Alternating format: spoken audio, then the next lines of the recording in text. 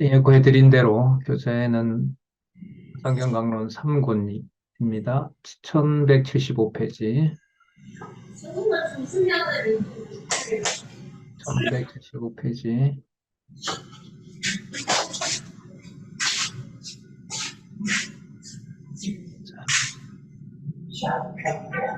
생활에 대한 윤례이죠. 어, 우리의 그 주제가 호랩산 언약 재교육인데요. 처음에 이제 과거 회고를 해주시고, 그리고 계명에 대한 교훈이 제일 먼저 나오죠. 그리고 12장에서부터 18장까지 규례, 10계명에서 앞부분에 해당하는 1계명에서부터 4계명에 대한 설명을 먼저 해주시고요. 그 다음에 19장부터 26장까지 율례에 대한 교훈을 합니다. 뭐 너무 논리적이죠. 이 순서만 보더라도. 그렇다면 본문도 당연히 어떻게 봐야 되냐면 논리적으로 봐야 된다는 결론이 나오는 거죠. 큰 틀이 그렇습니다. 19장부터 21장에 대한 율례를 살펴봤고요.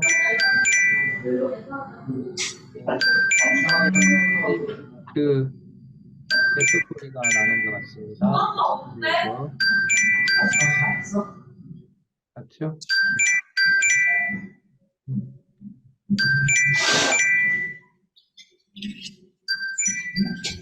엄마?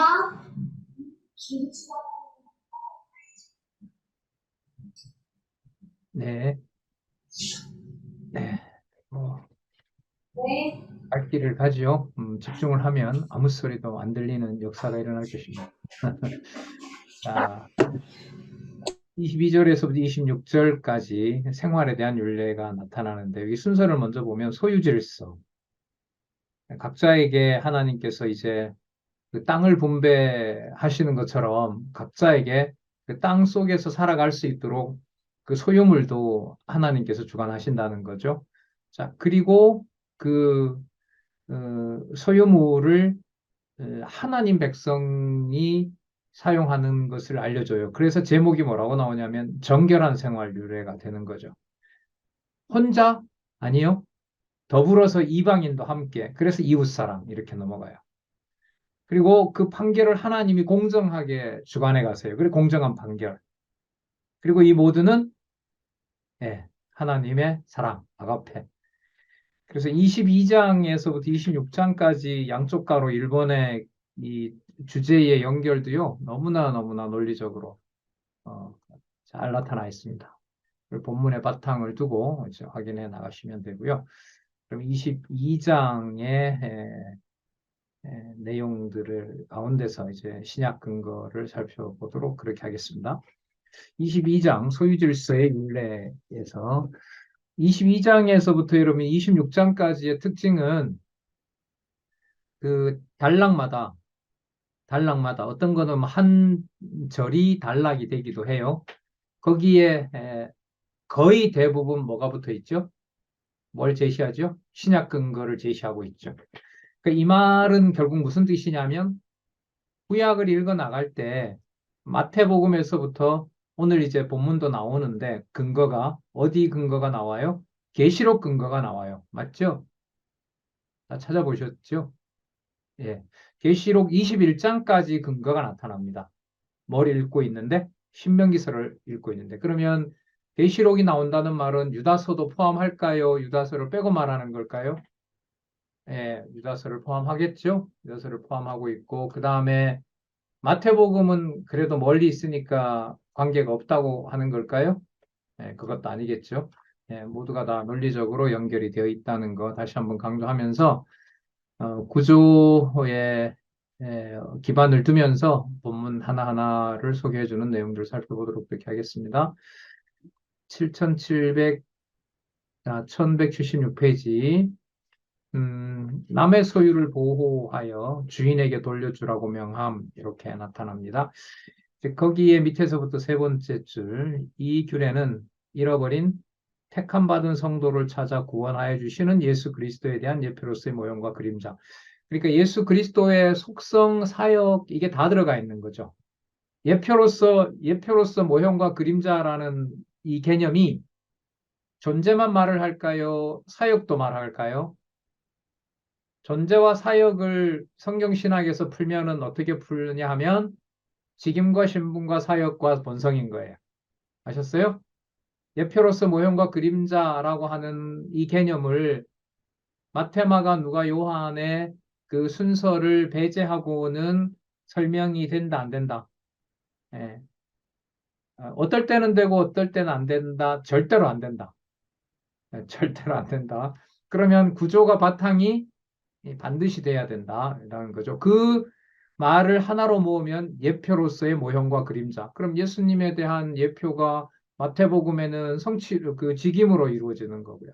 마가복음은 신분으로 이루어지는 거고요. 누가복음은 사역으로 이루어지는 거고요. 그리고 요한복음은 본성으로 이루어지는 거고. 그러면 그 예수 그리스도의 예표로서의 모형과 그림자는 예수님 당대로 그냥 끝납니까? 그게 다시 약속이 되고 계시록까지 성취가 되는 걸로 이어집니까? 후자란 말이죠. 뭘 통해서? 예, 가정에서부터 확정해 주신 가정교회를 통해서. 그러니까 여러분, 성경 전체를 신구약을 오고 가는 것하고 가정교회의 그리스도의 통치를 아는 것하고 분리가 될까요? 안 될까요? 안 되는 거죠. 그럼 좀 현실적인 얘기를 하면 가정교회가 눈에 안 들어온다라는 말은요. 지금 드렸던 말씀에 근거해서 말씀드리면 성경을 성경대로 모른다는 것과 관계가 돼요. 근데 이게 실제로 맞죠. 그죠? 맞잖아요. 제독 속에서 그냥 이런저런 생활하다가 성경을 이렇게 공부하게 됐고 또 요즘 이제 강의에서는 뭐 가정교회를 빼고는 말이 안 되니까요. 교회의 출발이 육의 몸을 입고 우리가 거기서 나게 했으니까 그런 부모, 그런 형제, 혹은 그런 자녀, 혹은 그런 손자, 손녀를 통해서 그리스도의 통치를 배워나가고 있기 때문에 결국은 가정을 교회로 본다라고 하는 것의 현실적인, 인간적인 이유가 되겠죠. 현실적인 이유는 보지 못하는 것은 바로 성경을 성경대로 이해하지 못하는 것하고 직결된다. 그렇게 보시면 성경적 관점에서 가정교회를 보고 그리스도의 통치를 에, 이해하는 것과 직접 관련이 된다고 생각을 합니다. 자, 그러면 밑에 내려와서요. 잃어버린 택함 받은 성도들, 잃어버린 양을 찾는다 이런 구절은 여러분 많이 알고 계시죠? 많이 들어보셨죠? 예, 한번 찾아보셨어요? 이스라엘 집에 잃어버린 양에게로 가라 이런 개념들요. 예, 어디에 있어요? 잃어버린 양 이거 딱 검색하면 되잖아요. 예, 이 정도는 아시죠? 아니면 잃어버린만 기억이 난다면 잃어버린만 입력을 해도 나온단 말이죠. 자, 가장 우리 기초적인 수준에서 하자고요. 기초적인 수준이 뭐냐면 성경 신학 총서의 저자가 신약의 근거를 들어서 신명기를 설명할 때 그 개념을 신학사나 신학 이론 개념을 쓰는 것이 아니라 어디에 근거를 둔다? 어디에 근거를 둔다? 예, 성경에 근거를 둔다는 거죠. 그럼 그 개념을 검색을 하면 성경에 나올 확률이 많은 거죠. 자, 마태복음 10장 6절 같은 경우에 이스라엘 집에 잃어버린 양에게로 가라. 이런 부분이 있고요. 누가복음 19장 10절 같은 경우에 보면 인자고 온 것은 잃어버린 자를 찾아 구원하려 함이니라. 여러분, 잃어버린다는 게 예수님이 아차 실수해가지고 잃어버린 걸까요? 예? 잃어버린 게 부모가 실수해서 아이를 딱 보내는 것처럼 하나님께서도 딱 실수했기 때문에 당신의 자녀를 잃어버린 걸까요? 근데 우리 잃어버렸다 이러면 100% 다, 난 내 아이 잃어버렸어. 왜냐하면 내가 잘못하는 바람에 이렇게 생각하잖아요. 그게 만약에 전부라면 잃어버렸다라는 무슨 개념이 없는 거예요? 그게 전부로 들어온다면? 성경적 개념이 없는 거죠. 여러분, 에덴 동산을 잃어버렸잖아요. 나중에 요한계시록에 가서 회복되는데 하나님께서 에덴 동산을 잃어버리셨나요? 그러니까 이거 잃어버렸다라는 개념을 성경의 근거를 두고 어떻게 살펴봐야 되느냐. 이것도 이제 고민거리가 되는 거예요. 하나님이 실수해서 잃어버린 건 아니거든요. 예. 뭐 그렇게 뜸들이냐. 빨리빨리 짚고 넘어가지 갈 길도 많은데. 요즘 공부하는 데서 좀 힌트를 찾으면은요. 에베소서에 보면 이방인이 복음을 받아들이게 된 걸 어디에 감추었던 비밀이라고 그러죠? 예, 창세전에 하나님께서 감추었던 비밀이라고 얘기를 하잖아요. 그런 의미에서 하나님께서 뭐 해놓은 거, 오기야 금이야 감춰놓았다는 의미에서 잃어버렸다고 저는 생각을 해요. 예. 근데 이 세상에 와서는 잃어버렸다는 말이 이해가 되는 게 누구 손아귀에 누가 그 빼앗아 갔어요. 하나님 언약 자손들을 육의 몸으로 태어나는 자들을 누가 다 빼앗아 가죠? 예, 사단이 뺏어 가잖아요, 사실.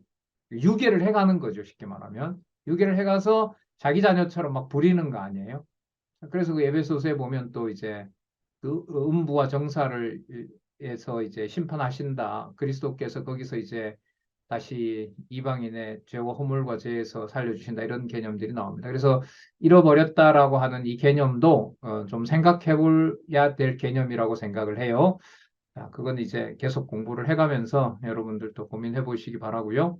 자, 잃어버린 택함 받은 성도들을 찾아 구원하여 주시는 예수 그리스도에 대한 예표로서의 모형과 그림자다. 그 다음에 택함 받은 성도는 모두가 예수 그리스도의 소유다. 자, 남의 소유를 보호하여 주인에게 돌려주라고 명함 이렇게 나온 부분 때문에 요 주제에 맞게끔 설명을 하고 있습니다. 자, 그래서 예수 그리스도께서는 잃어버린 양을 찾아 구원하러 왔다고 하셨다. 자, 누가복음 15장 4절에서부터 6절 한번 볼게요. 잘 알고 계신 내용입니다. 너희 중에 어느 사람이 양 100마리가 있는데 그 중에 하나를 잃으면 99마리를 들에 두고 그 잃은 것을 찾도록 찾아다니지 아니하느냐. 또 찾은즉 즐거워 어깨에 메고 집에 와서 그 벗과 이웃을 불러 모으고 말하되 나와 함께 즐기자. 나의 잃은 양을 찾았노라 하리라. 여기 이제 계속 잃어버렸다라고 하는 개념이 나오잖아요. 이거는 신학적으로 또 한 번 읽어봐도 고민할 부분이 맞는 것 같아요. 자, 하나님의 잃어버리심, 이게 도대체 뭘 의미하느냐? 그래서 저는 아까 성경 신학도 그렇지만 두 번째 단락에 무엇을 설명하지 않고는 성경을 하나님 계시 관점으로 설명할 수 없기 때문에 창세전 하나님의 영원한 말씀에 바탕을 두고 있다. 그러면 가정교회도 당연히 그게 들어가야 될까요? 안 들어가야 될까요? 들어가야 되는 거죠. 현재 주어진 하나님이 주신 내 가정을 교회로 통치하시는 모습에는 창세전 하나님의 영원하신 말씀의 기초를 빼고는 설명을 절대로 할 수가 없죠. 5절 가볼까요? 남자와 여자가 서로 의복을 바꿔 입지 말라고 명합니다. 먼저 그 중간에 보면 레위기 18장 22절에 너는 여자와 교합한 같이 남자와 교합하지 말라. 이른바 동성애죠. 그 맥락에서 이제 서로 의복을 바꿔 입지 말라고 얘기를 합니다. 근동의 이방 풍습으로 보면 그게 자연스러운 건데 이걸 말씀하심으로 해서 어느 백성과 어느 백성이 다르다. 이방 백성과 하나님의 언약 자손 태어난 백성은 다르다라는 구별을 짓기 위한 것이다라고 보셔도 되죠. 그 다음에 로마서 1장 27절. 로마서 1장 27절. 이와 같이 남자들도 순리대도 여인 쓰기를 버리고 서로 향하여 음욕이 불릴 듯하며 남자가 남자로 더불어 부끄러운 일을 행하며 저희 그릇 때문에 상당한 보응을 그 자신에게 받아느니라. 지금 뭐 기독교 보수 단체에서 난리죠. 이 동성애법 자체가 아니라 포괄적 차별금지법이죠. 그 속에 이제 동성애도 들어가는 거예요. 거기에 어떤 형사상 개인에게 불이익이 되는 어떤 조치도 하지 못하게 하는 그야말로 이제 그 법이 그 속에 들어가 있거든요. 그러면은 미국 같은 경우에는 이제 여자와 여자가 있어도 자녀를 이제 키울 수 있는 양육권이 주어지고요. 또 우리가 내는 세금으로 다 의료보험도 똑같이 그런 이제 개념이 되는 거죠. 그래서 얼마 전에 우리 방송실 김수 장로님 그 아드님 김 집사님이 4년 전, 5년 전에 학교 보내면은 아빠, 엄마 이렇게 이제 체크를 하게 돼 있다는 거죠. 과거에는. 근데 지금은 아니래요. 그냥 동반자 원, 투랍니다. 그러면 동성애가 통과된 나라가 제가 알기로 미국에서 22개 주인가 그렇거든요. 뉴욕주가 조금 얼마 전에 들어갔어요. 23개 주가 들어갔는데 그렇게 됐을 때는 거기에는 뭐 동반자가 누구인지만 체크가 되는 거죠. 두 사람이 동반자다. 그럼 그게 남자인지 여자인지 여자와 여자인지 남자와 남자인지 그 확인이 될 거야, 안 될까요? 그렇죠. 그게 바로 개인 포괄적 포차법이에요. 포괄적 차별금지법이라는 거예요. 그게 지금 우리나라 이제 국회에 계류가 돼 있죠. 큰 방향으로 보면 이 방향으로 갑니다. 간다고 봐요. 그러니까 이 속에서 이제 그 주의 복음을 듣는 또 이런 그 동성애에 빠져서 피해자가 되기도 하고 그런 사람들을 또 모아서 목회하는 분, 그분 제가 만나기도 했다 그랬잖아요. 책도 제가 사서 읽어보고 강연도 들어보고 했는데 제가 그래 좀 극단적인 예도 들었잖아요. 만약에 우리 집 애가 저한테 아빠 나 이거야 라고 커밍아웃을 했을 때 여러분 교회가 붕괴된 건가요? 아니면 교회의 비밀을 더 깊게 알아가는 고통스러운 일일 수도 있겠지만 그리스도의 교회가 무너진 건가요, 이게? 아니죠. 그러니까 세상에서는 그 운동을 왜 하느냐? 교회가 무너졌다고 보는 거예요. 그리스도의 통치가 여러분 무너진다라는 말은 이 성경 신학에서 용납이 돼요? 안 돼요? 안 되는 거잖아요. 그런데 이제 말이 그렇게 단순한 게 아니라 그걸 신학적으로 설명을 해 가야죠. 분명히 로마서 1장 27절 같은 경우에는 하나님의 심판이다. 그리고 심판받은 자들 중에 다 버리는 것이 아니라 그런 자들 중에 또 누가 있는 거예요? 복음을 듣는 자가 있는 거죠. 예, 그래서 이 문제는 신학적으로도 성경 신학을 통해서 정립을 해서 뭔가 명쾌하게 그를 통해서 제시해야 될 과제로 남아있다. 저는 이렇게 생각합니다. 얼마든지 전 성경 신학은 가능하다고 보고요.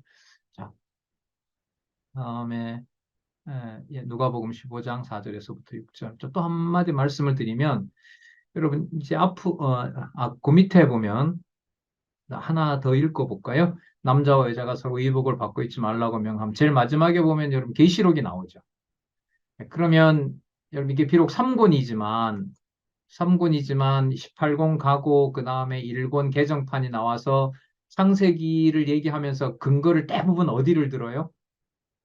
요한계시록을 들잖아요. 자, 그 말은 성경을 공부해 갈 때 창세기든 어디든 뭐 지금 이게 신명기인데 신명기 공부를 통해서도 장차 오실 그리스도 그리고 성취하신 그리스도에 대한 내용을 마태복음부터 요한계시록까지 내용에 쫙 단단한 근거를 가지고 계속해서 공부를 해간다는 걸 우리가 여기서도 알 수가 있는 겁니다. 그러니까 아까 그 네 단락마다 신약 근거가 거의 다 나온다라는 말은 이게 그 위로 올라가게 되면 이게 몇 번째 단락이 되는 거예요.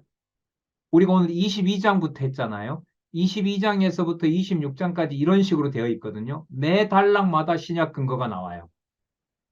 매 단락마다 신약 근거가 나온다는 말은 성경은 구약을 보면서도 반드시 뭐가 신약을 또 신약을 보면서도 반드시 구약에 들어와 있게끔 이렇게 딱 붙어 있는 거잖아요. 그걸 이제 구성으로 보면 매 단락마다 나오니까 그걸 시작하기 전에 어디로 끌어올려요?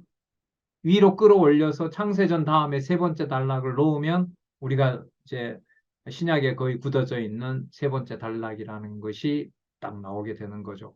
떤 방식으로 되어 있어요? 두 번째 단락이 창세전 언약이라면 세 번째 단락은 시간 속에서 뭐된 일, 성취된 사건으로. 그래서 두 번째 단락은 창세전 이러이러한 언약의 바탕을 두고 있습니다. 세 번째 단락은 어떻게 끝났는지 기억나세요? 이거 공부하면 이거 까먹고, 이거 보려고 하면 또 저거 까먹고, 하여튼, 뭐, 까먹다 보면 뭔가 걸리는 게 있겠죠. 자, 세 번째 단락은 어떻게 끝나요? 역사적으로 성취된 것을 말한다. 그러니까 두 번째 단락 창세전 근거가 세 번째 단락에 오면 뭐 된 것이다? 성취된 것이다.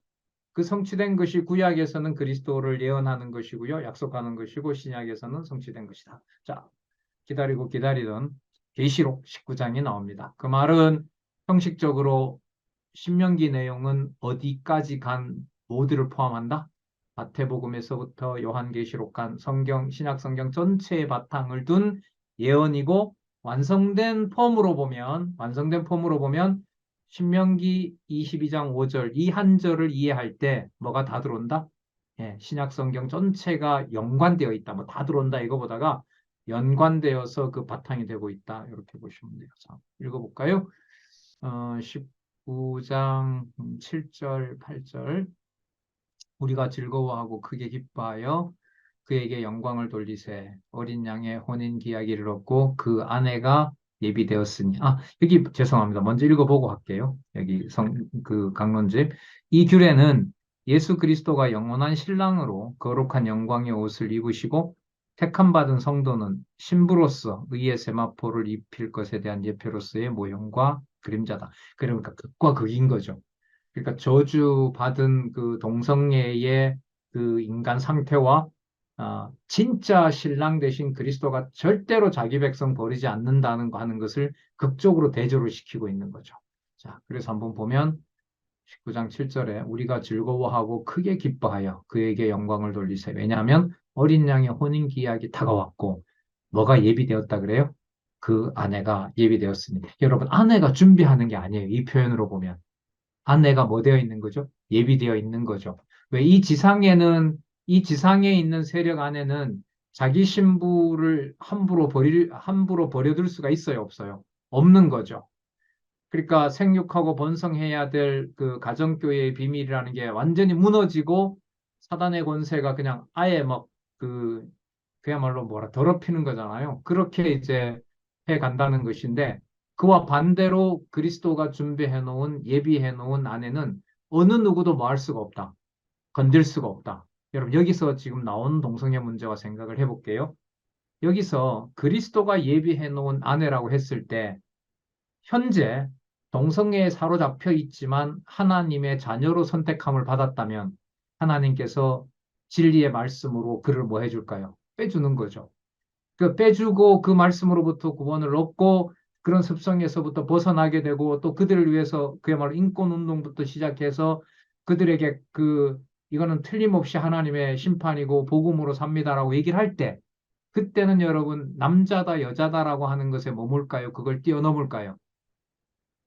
뛰어넘는 거예요. 뛰어넘는 거죠. 예.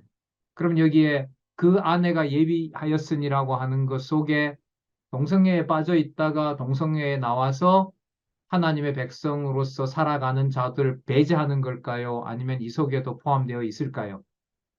포함되어 있다고 봐야 되는 거죠. 예. 그 예수님 표현 중에 왜 그런 거 있죠? 그 부활한 자는 뭐도 없고 뭐도 없고 뭐도 아니고 뭐도 아니고 예, 남자도 아니고 여자도 아니고 그렇게 얘기를 하잖아요. 마치 뭐와 방불하다고요? 예, 천사와 방불하다. 그러니까 깊게 생각해야 될 고민인 거죠. 그래서 제가 이 동성애에 빠졌다가 나와서 이제 우리나라 교단에서는 어느 누구도 그런 사람한테 목사 안수를 안 줘요. 근데 일본 오순절에서는 줘요. 그 일본 오순절에 가서 목사 안수를 받고 왔거든요. 제가 만난 그 이요나 목사라는 목사님이란 분인데, 예, 한국 교단에서 안 주니까요. 그리고 이제 갔다가 이제 그 일본에 가서 목사 안수를 받고 여기 와서 아마 주소가 이태원인가? 거기에 이제 이런 사람들에게 복음을 전하고 있습니다. 그거 죄악이다. 죄악이다. 이게 인권을 또 자기의 어떤 그런 권리를 찾아 나가는 게 아니다. 아, 죄악이다. 방법은 하나밖에 없다. 진리의 말씀을 들어야 된다. 그리고 그 유엔 그 총회 본부 앞에서도 동성애법 통과시키면 안 된다라고 이제 시위도 하고. 자, 어쨌든 여러분 여기서 그리스도의 아내로 예비되는 것 속에는 여러분 꼭 여성만을 말하는 것이 아니라 뭘 다 포함한다? 하나님의 모든 자녀를 포함한다. 모든 자녀를 포함한다. 자, 그 아내가 예비하였으니. 그러니까 여러분, 그 아내가 예비했다고 했을 때 이 아내가 여성이에요? 아니잖아요. 신부로 예비된 모든 성도를 말하잖아요. 그러니까 무슨 차별이 없는 거예요. 여성과 남성의 차별이 없는 거죠.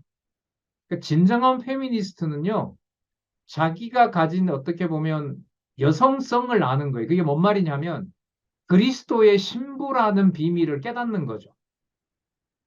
남자도 신부로서, 여자도 신부로서. 그러니까 뭘 초월하는 거예요? 남자다, 여자다라고 하는 것을 초월합니다. 왜 초월하느냐? 타락 전에 하와가 누구의 몸으로부터 나왔어요? 아담의 몸으로부터 나왔잖아요. 그리고 에베소서에 가면 둘이 뭐라 그러죠? 분리한다, 한 몸이다. 한 몸이라고 얘기를 한 거죠. 그 비밀을 알아가는데 그 비밀이 심오한 거잖아요. 그리스도와 교회의 관계다. 그렇게 간단한 말 아니죠, 그러니까. 남자로서 정체성이 분명하고 여자로서 정체성이 분명한데 그게 전부 신부라는 통칭으로 설명이 된단 말이죠. 네. 자, 좀 길었네요. 이렇고 그 아내가 예비하였으니 19장 8절 그에게 허락하사 빛나고 깨끗한 세마포를 입게 하였은즉 이 세마포는 성도들의 옳은 행실이다. 그 누구 안에 있는 행실이니까 옳은 행실이죠. 그리스도 안에서. 그런데 지금 표현으로 보면 내가 준비해요. 그런 성도들의 옳은 행실을 가지고 살아가는 성도들을 그리스도의 안에를 예비하고 준비를 하나님이 하세요. 하나님이 하시는 거죠. 그렇다면 신명기서에 가나안에 가기 전에 준 율례는 누가 누구를 준비하는 것에 대한 예표고 모형이다. 그리스도가 누구를 준비하는 신부를 예비하는 예표로서의 모형과 그림자다. 이 정도만 봐도 심오하지 않나요? 그럼 성경 전체가 이제 그 남자다 여자다라는 걸 뛰어넘어서 그리스도와 교회의 관계로 이미 어디에서 신명기서에서 설명을 하고 있다라고 성경 신학은 요한계시록 19장 7절 8절을 가지고 와서 설명하고 있다. 이게 이제 이 책에서 안내를 받고 있는 거죠. 자, 그다음 22장 6절에서부터 7절 관련해서요. 새새끼와 알과 어미새 중에 새끼만 취하라고 명하는 부분 한번 볼게요. 아, 설명 볼게요. 제일 마지막 문장이죠. 1178. 1178. 이 율례는 택함 받은 백성을 아주 멸하지 아니하시려고 긍휼과 자비를 베푸시는 예수 그리스도에 대한 예표로서의 모형과 그림자이다. 자, 야고보서 5장 11절. 네. 찾아볼까요? 찾아보셨어요? 네. 제가 읽어볼까요? 보라, 인내하는 자를 우리가 복되다 하나니 너희가 욥의 인내를 들었고 주께서 주신 결말을 보았거니와 주는 가장 자비하시고 긍휼을 베푸시는 자니라. 자, 여러분 여기 예, 이 내용이 새 새끼와 알과 어미새 중에 새끼만 취하라고 하는 것의 관계를 뭐와 뭐의 관계로 설명을 해요? 욥의 사건을 들어서 그리스도와 교회의 관계로 설명을 하고 있는 거죠. 그럼 여러분 이 설명에는 뭐 자연계에서 어디까지 동물이다, 식물이다라는 어떤 그런 구분 없이 모든 만물에 나타난 그 계시가 누구와 누구의 관계를 설명하는 것이다. 그리스도와 교회의 관계를 설명하는 것이다. 그 내용을 신명기서에서 율례 내용으로 22장 제목이 소유질서의 율례잖아요. 장차 그리스도가 소유하게 될 만물을 통치하게 될 그게 자연 만물이든 또 언약 자손이든 간에 다 포함한다고 할 수가 있겠죠. 자, 주는 가장 자비하고 긍휼을 베푸시는 자니라. 야고보서는 여러분 세속주의잖아요. 그러니까 성도를 성도로서 대하지 않는 교회 생활은 존재하지 않는다 이거 아니에요. 귀신도 알고 떠드니라라는 말씀이 거기 나오잖아요. 아주 강한 그 말씀이 나오는데 자, 그 내용을 우리는 여기 새 새끼와 알과 어미 새 중에 새끼만 취하라고 명하는 그 내용을 통해서도 살펴볼 수가 있습니다. 그 다음에 22장 8절 집 지을 때 난간을 만들어 죽음을 명쾌하라고 명하시는 내용이 나타나는데 이 율례는 1179 이 율례는 택함 받은 성도의 생명을 소중하게 여기시고 철저히 보호해 주시는 예수 그리스도의 예표로서의 모형과 그림자 이것도 많이 나왔어요. 생명 이러면 몇 장 몇 장요? 요한복음 6장 7장. 예. 6장 39절 나왔네요. 그러니까 여러분, 이거 아는 거 나왔다 이래 생각하지 마시고 다른 부분들도 다 그렇게 연관을 시키고 있는 거예요. 성경 강론집이. 어떤 신학자의 이론이나 신학자의 주장이 아니라 자, 성경 개론의 첫 번째 원칙이 뭐죠? 어디에 바탕을 두었다? 성경 본문에 바탕을 두었다. 예. 요즘들 하여튼 뭐 성경들 너무 많이들 읽으시니까 이 개론 구조 속에서 성경을 읽어 나가면서 진짜 자기 것이 되는 것들을 요즘 너무나들 많이 하고 계셔서 진짜 요새 같습니다. 예. 금방 탁 하면 맞다 이렇게 반응들을 하시는 거 보면 자 보겠습니다. 요한복음 6장 30절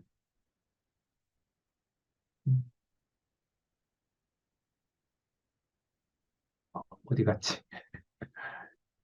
잠깐만요. 어,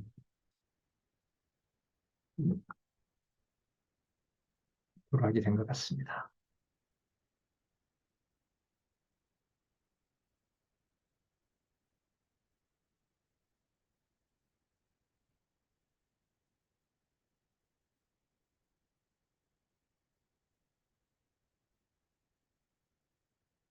나를 보내신 이의 뜻을 행하려 함이니라. 여기 맞죠? 맞나요? 예, 예. 자, 나를 보내신 이의 뜻을 행하려 함이니라. 나를 보내신 이의 뜻은 내게 주신 자 중에 내가 하나도 잃어버리지 아니하고 마지막 날에 살리는 이것이니라. 이게 여러분 철저하게 보호해 주시는 분이다. 이렇게. 그래서 뭘 만들어 놨다? 네, 난간을 만들어 놨다. 여러분 집 지을 때 난간 만든 걸 통해서 그리스도와 교회의 관계를 생각하세요? 그럼 사도행전에 가면 이 난간에 있다가 누가 떨어져요? 유두고가 떨어지잖아요. 그럼 그거 난간을 잘못 만든 거죠? 그렇게 가면 안 되는 거예요. 가면 안 돼요. 물론 뭐 유두고가 이제 바울이 기도하면서 다시 그 표적이 나타나지만 기적이 나타나는 거지만 그러니까 여러분 이런 경우로 보면 이게 뭐 물질이든 비물질이든 그게 건축물이든 그야말로 예수님 말씀대로 풀 한 폭이든 뭐 짐승이건 간에 그야말로 미물이든 간에 그 모든 관계를 그 율례에다가 넣고 아니면 또 레위기서에 보면 또 거룩한 집승이다 아니다 설명하는 그 모든 것들이 누가 누구를 철저하게 관리한다라는 것을 보여주는 예표일까요? 오늘 잠시 내용을 봤지만 누구에 대한 예표로서의 모형과 그림자라 그러죠?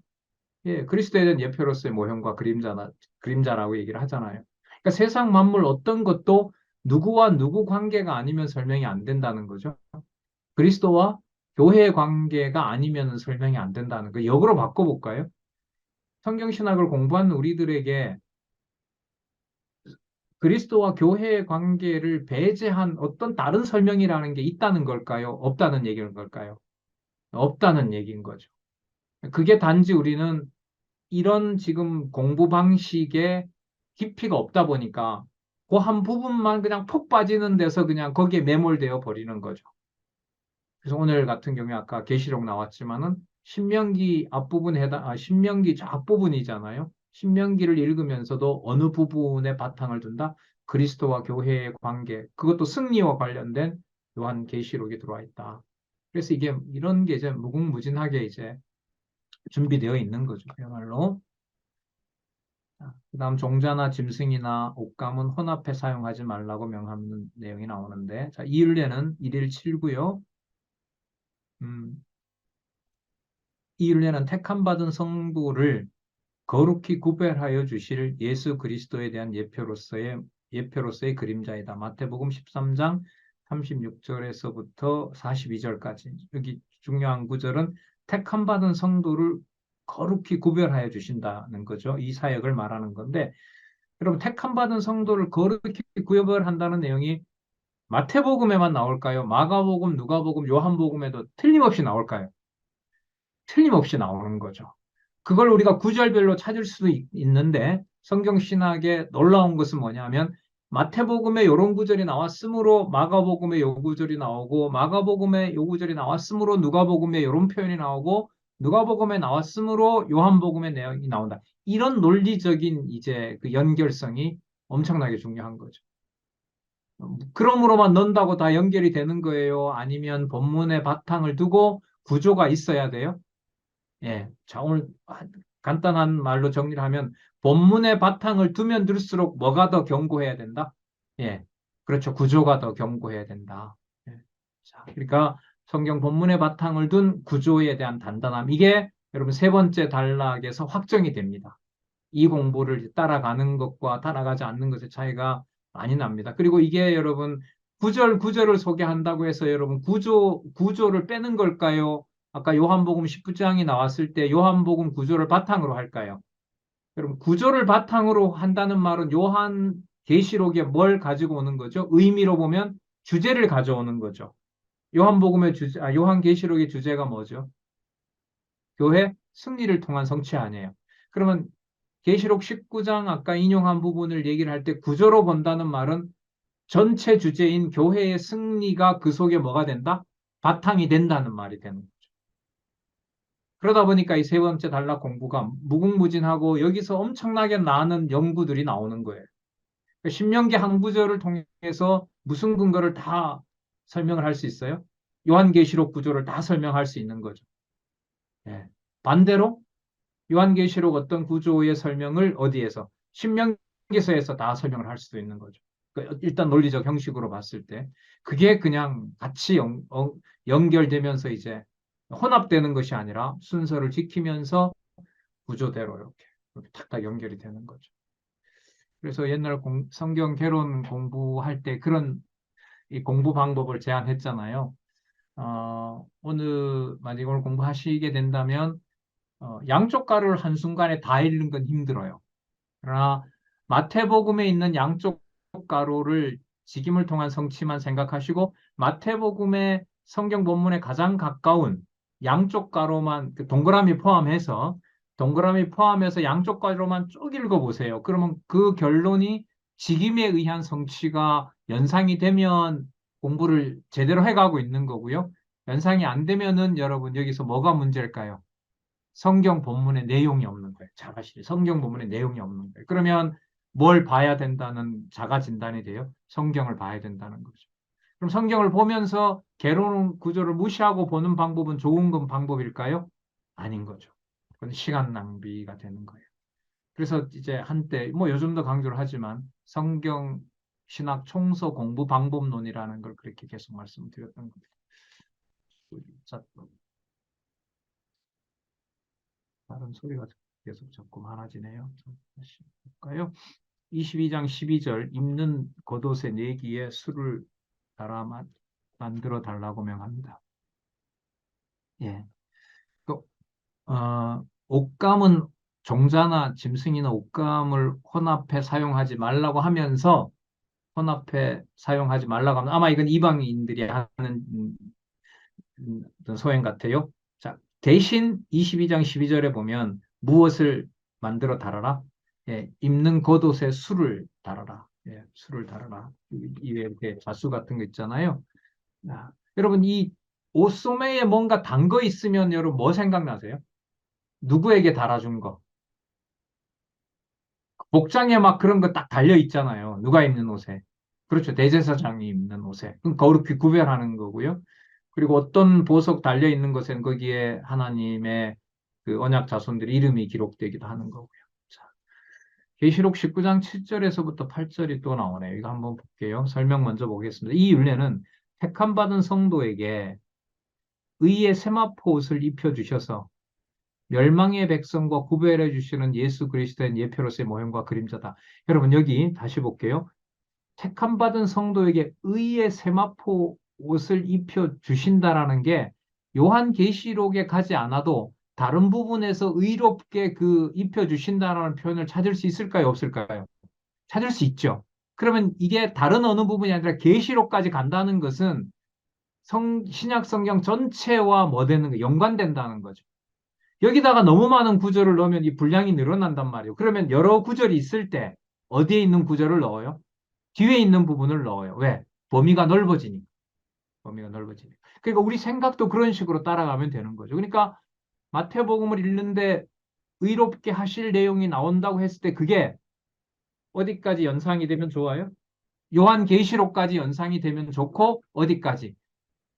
신명기나 레위기에 있는 내용까지 연상이 되고 그 핵심인 누구에 대한 설명으로 오실 메시아와 오신 메시아 그리고 누구의 언약대로 이루시는 누구? 예, 창조주 하나님의 언약대로 이루시는 바로 그 이름 여호와. 그럼 여호와 계시라는 게 딱 되는 거죠. 그 가운데서 우리에게 가장 이제 취약했던 점은 뭐냐면 성경 본문의 내용이 적다 보니까 연결해 가는 것도 뭐 합니까? 내용이 없는데 연결이 안 되는 거였던 거죠. 거기에 이제 우리가 공부 방법론을 이제 터득하게 된 거죠. 자, 19장 7절에서부터 8절.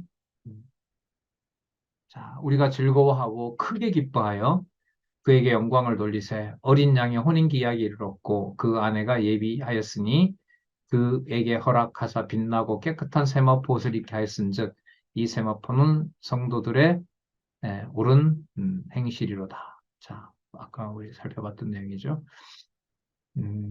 자, 그 다음에 13장 22장 13절에서부터 21절 남녀가 누명을 입는 일이 없게 판결하라고 명함 나오는데 어, 1181페이지 보겠습니다. 1181. 고린도후서 1장 11장 2절 그거 한번 볼까요? 이 율례는 이 처녀성을 의심하는 자에 대해서 이제 어, 여자죠. 여성에 대해서 이제 어떻게 하라는 내용이 나왔고 판결을 내리다라고 해서 아주 무서운 그 하나님의 진노가 임하게 되죠. 속에서 이제 막 뭐라 그럽니까? 그 속에서부터 막 무서운 저주가 임하게 되고 그 음, 그야말로 어, 태를 하나님이 건드려 버리는 아주 무서운 되죠. 자, 이율례는 세상 남편에 의하여 상실한 택함받은 성도의 처녀성을 의심하지 않고 용서하셔서 아내로 영접해 주시는 예수 그리스도에 대한 예표로서의 모형과 그림자다. 여러분 이게 물론 이 강론집이 테이프 한 5, 600개 나오고 난 다음에 나온 거라 하더라도 지금 이게 97년에 나왔는데 이 율법을 이렇게 어떻게 예수 그리스도와 연결시키는지 신학적 해석을 내리는 거 보면요. 진짜 이 당시에도 누구 중심의 그 성경 해석이 확고해요? 누구 중심에? 인간 중심에서 타협이 있어요, 없어요? 없어요. 그죠? 지금 이런 부분을 이렇게 신학적 해석을 내린다는 것은 이거는 실력으로 봐도요. 보통 신학적 통찰은 아닙니다. 사실 그 도덕적인 어떤 이런 구분이라든지 아까 뭐 동성 얘기 잠시 했습니다만 그런 걸 다 뛰어넘어서 누구와 누구의 관계로 설명한다? 그리스도와 교회의 관계. 그리고 누구의 이름이 꼭 나오도록 확정한다? 여호와의 이름이 나오도록 한다. 그러니까 여러분 진짜 쉬운 거 아니에요. 여기 뒤에 보시는 수십 권의 책들이 있지만은 그렇게 장황해서 끝에 딱 가서 그리스도와 예수의 관계로 진리의 말씀을 딱 그렇게 신학적 해석을 내린다는 게 쉽지가 않습니다. 귀하게 뭐 다 우리가 여기고 있으니까요. 하여튼 뭐 연구해 나가는 방향에 굉장한 가이드를 주는 거죠. 자, 11장 2절 보시면요. 내가 하나님의 열심으로 너희를 위하여 열심 내노니 내가 너희를 정결한 처녀로 한 남편인 그리스도께 드리려고 중매함이로라. 이거 여러분 그때 강조 되게 많이 했잖아요. 사도 바울이 자신의 기준으로 고린도 교회 성도들에게 간섭할 수 있다 없다. 없게 하신다. 할 말이 무척 많고 차원도 삼층천까지 갔다 온 대사도이지만 누구의 지체라는 선을 못 넘게 한다? 바울의 수족이 아니라 누구의 지체다? 그리스도의 지체라고 하는 이 선을 절대로 넘지 못하게 한다. 절대로 넘지. 자, 우리 그것 때 이제 확인했죠. 이 말은 여러분 뭘까요? 그리스도의 지체로서 고린도 교회 성도들이 혹여 그렇게 더럽고 진짜 말도 안 되는 짓을 하는 그들이라 하더라도 그리스도 안에 택한 백성에 대해서는 그 언약을 어떤 방도를 통해서라도 뭐 하신다? 이루신다, 지켜가신다, 보호하신다 거잖아요. 여러분 그게 예루살렘 분국 이후에 예수님 올 때까지 한 번도 그 나라가 성한 적이 있어요, 없어요? 없잖아요. 계속 제국에 짓밟혔잖아요. 그러니까 그 여호와를 섬기는 그 행태가 수백 년 동안 계속 뭐였어요? 이리 밟히고 저리 밟히고 온몸이 그야말로 다 이제 만신창이 된 거잖아요. 그런데 그리스도가 오셔서 약속을 하실 때 예루살렘 빼고 사마리아부터 땅끝까지예요. 그러면 아니면 예루살렘과 온 유대가 반드시 들어가요. 예루살렘과 온 유대가 반드시 들어가죠. 다 버렸는데도. 그죠? 다 버렸잖아요.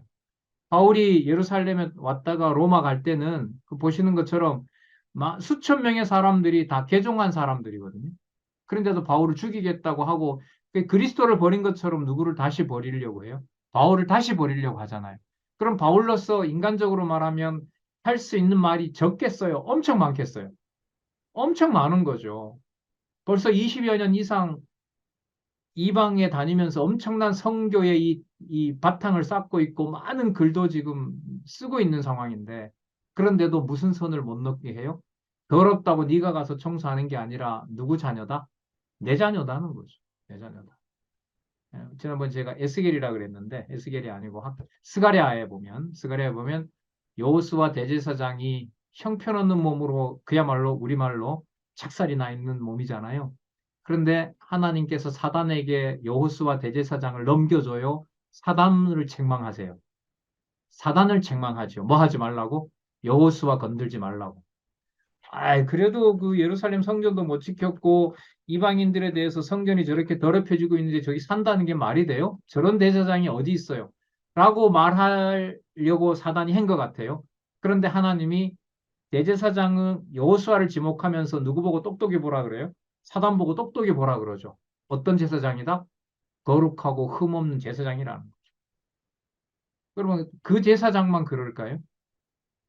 아니죠. 여러분, 또 그 상황에 사단이 나오고 하니까 그게 영적 상황이거든요. 여러분, 이걸 돌려서요. 가정교회에 내가 바라보고 있는 내 형제나 내가 뭔가 권위를 가지고 명령할 수 있는 가족 관계에서 보면 내가 무슨 노릇을 하고 있는 경우가 허다합니까? 예, 선을 넘고 있는 상황이 허다한 거죠. 누구의 명령 아래, 누구를 명령하는 그 한마디 속에 하나님이 여호수아 대제사장을 보호하고 있는 것을 내가 묵살해버리는 일하고 똑같은 거죠.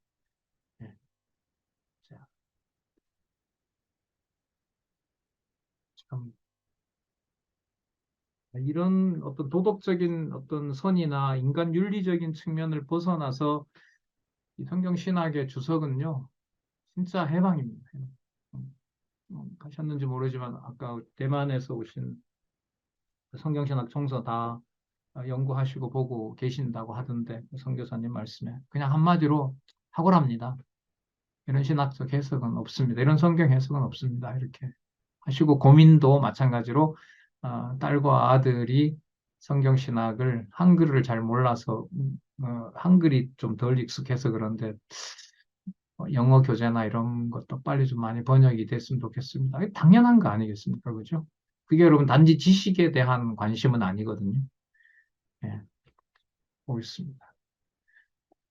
남자가 유부녀와 통관하면 둘 다 죽이라고 명합니다. 자, 이걸 어떻게 그리스도와 교회 관계로 가는지 한번 볼게요. 계시록 17장 1절에서부터 2절.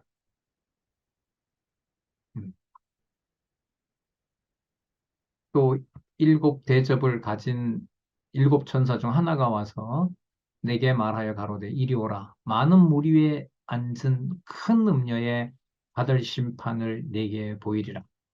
땅의 임금들도 그로 더불어 음행하였고 땅에 거하는 자들도 그 음행의 포도주에 취하였도다. 여러분, 음행의 본질은 바로 뭘 말하는 걸까요? 큰 음녀가 받을 심판이죠. 큰 음녀는 종교 세력으로 대표되는 그리스도를 대적하는 세력들. 자, 거기에서 바로 이 통관 문제를 누구와 누구 관계로 설명을 해요? 예, 그리스도와 교회의 관계로 설명을 하고 있는 거죠. 이런 신학적 해석도 좀 탁월합니다, 진짜. 음, 음력 권세와 짐승 권세. 그러니까 세상의 모든 그 악을 통해서 그리스도와 몸된 교회를 괴롭히는 악의 세력의 원천을 하나님께서 심판해 주시면서 모든 악의 문제를 끝을 낸다는 거죠. 그리고, 어, 여기 나타나 있는 대로 유부녀라고 하는 말은 이제 그리스도에게 이미 신부가 되어 있는 자를 뺏어가는 거 아니겠어요? 자, 그런 자에 대해서 심판한다는 것을 그리스도와 교회의 관계로 설명을 하고 있습니다. 여러분, 안 찾아봐도요, 과거에 박윤선 박사님이나 일반적인 주석을 보면 이거 반드시 도덕적 결론으로 해서 끝납니다. 그리스도와 몸된 교회로 연결하기가 쉽지 않습니다. 본인이 일단 힘겹고요. 창세기부터 계시록까지 여호와의 계시, 여호와께서 살아 계시고 그 능력을 보여준다는 것이 확고하지 않으면은 좀 이렇게 우리가 이렇게 얘기하는 대로 치고 나가지 못합니다. 그리스도의 계시로. 자, 우리 어, 잠시 쉬셨다가요. 22장 25절부터 27절 남자가 약혼녀를 강간하면 남자만 죽이라고 명하는 내용 거기에 대한 신약의 근거를 살펴보도록 하겠습니다. 1183부터 우리 8시 10분에 하도록 하겠습니다.